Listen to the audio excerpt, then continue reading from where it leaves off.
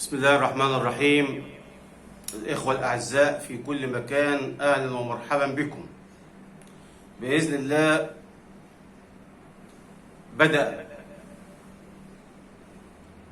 الاستعداد لفتح باب الترشيح لانتخابات مجلس الشيوخ، وقد ظهر في الأوساط المختلفة أن حزب ما من الأحزاب يسيطر على الأجواء السياسية في البلاد بسلاح المال الفتاك.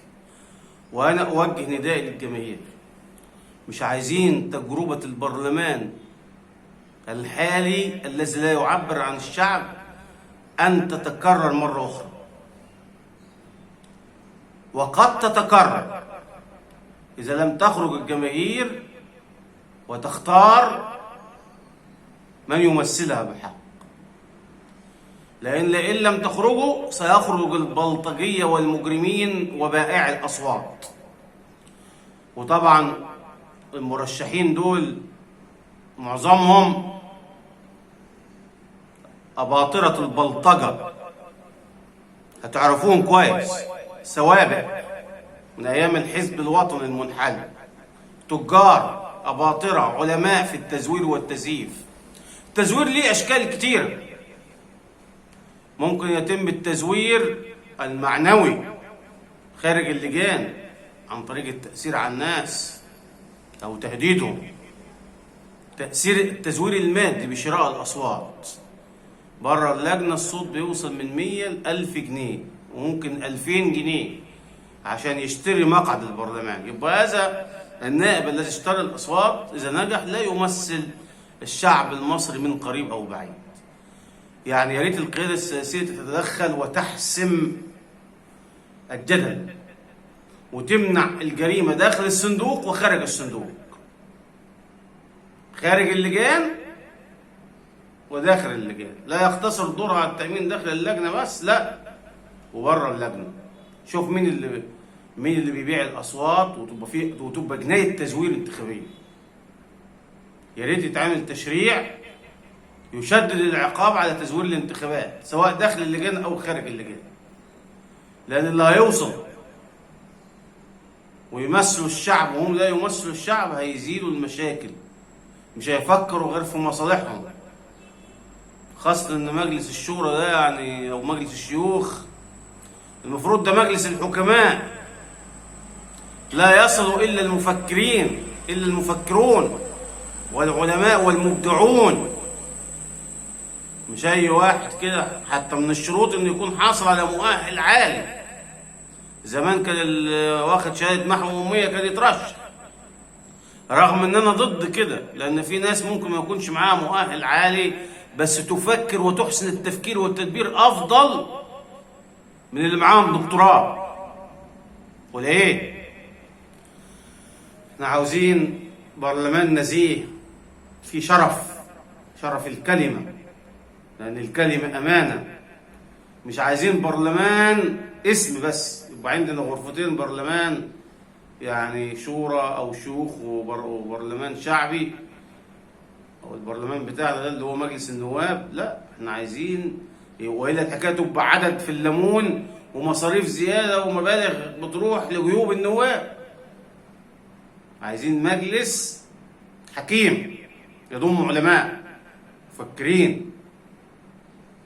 ويا ريت المجلس ده في التعيين في 100 عضو الدستور وقانون مجلس الشورى أسند تعيينهم لرئيس الجمهورية، يا ريت نمثل الطوائف الصعبة والفئات اللي مش هتقدر توصل للبرلمان لمجلس الشيوخ ده. يا ريت نعين حد من المعلمين المتمرسين الذين يعرفون مشاكل التعليم جيدا عشان يقدر يطرحوها ويناقشوها. عايزين معلم يتعين يكون شاعر بآلام المعلمين ومشاكل المعلمين. ولا ايه؟ عايزين طبيب يشعر بمشاكل الصح والطب والدواء. عايزين حد يمثل العمال في بالتعيين، يمثل آلامهم ومتاعبهم ومشاكلهم عشان يقدر يترحب بمصداقية ويقدر يطرحها بعقلانية وبمنطقية. أرجو أن تكون رسالتي وصلت للناس. عند الانتخاب تنزلوا بكثافات شديدة لمنع تزوير أصواتكم. اللي هيبيع صوته كأنه بيبيع شرفه وبيبيع عرضه. اللي هيبيع صوته كأنه بيبيع وطنه ويبيع بلده.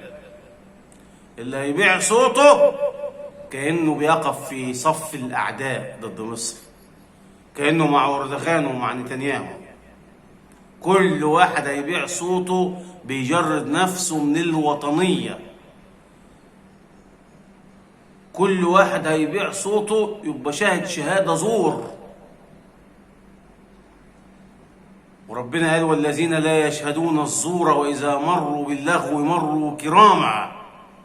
والنبي صلى الله عليه وسلم حذر من الشهادة الزور، قال: ألا وقول الزور، ألا وقول الزور، ألا وقول الزور 3 مرات.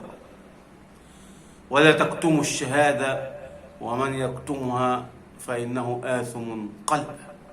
وقال تعالى: وأقيموا الشهادة لله. أرجو أن تكونوا على وعي وطني، وأن تكونوا على وعي مصري، وأن تكونوا على وعي بمشاكل بلادنا التي لن يحل غير الصدق والمصداقية، غير العدل والعدالة، غير الحق والحقانية. احذروا احذروا واقرأوا تاريخ من تنتخبونه. شوفوا ده ايه، جاي منين ورايح فين وفلوسه جات منين ومصدرها ايه وتاريخه ايه وتاريخ عيلته ايه وخدماته ايه. وعلى فكرة مجلس الشيوخ مش مجلس خدمات، ده مجلس فكر، مجلس تشريع، مشاركة في التشريع وابداء الرأي في القضايا الهامة والاستراتيجية التي تهم الدولة والمجتمع.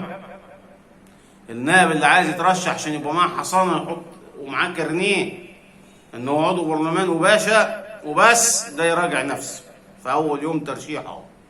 يراجع نفسه كويس قوي قوي قوي، يا ريت.